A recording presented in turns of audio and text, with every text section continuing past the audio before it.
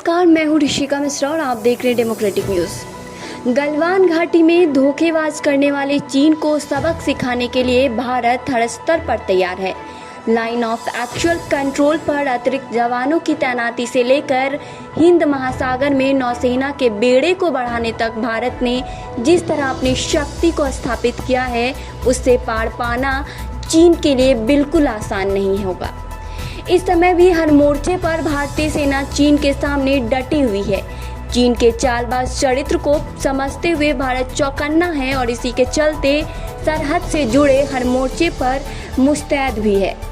उत्तराखंड में गढ़वाल और कुमाऊं सेक्टर में सैन्य बल बढ़ा दिया गया है। उत्तरकाशी के चिन्यालीसौर में एयरफोर्स ने हवाई पट्टी को एक्टिव कर दिया है।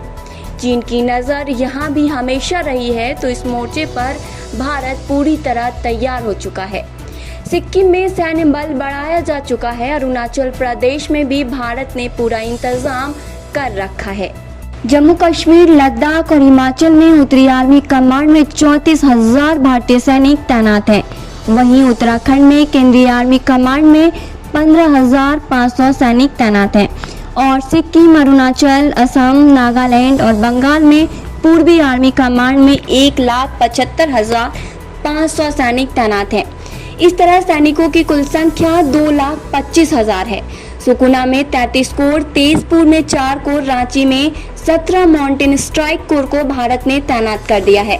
इसके अलावा वायुसेना की ओर से LAC से सटे 20 पर लड़ाकू विमानों की तैनाती भी की गई है। साथ ही नौसेना ने हिंद महासागर में अपनी ताकत को बढ़ाना शुरू कर दिया है, यानी जल, थल और नभ हर जगह भारत तैयार है।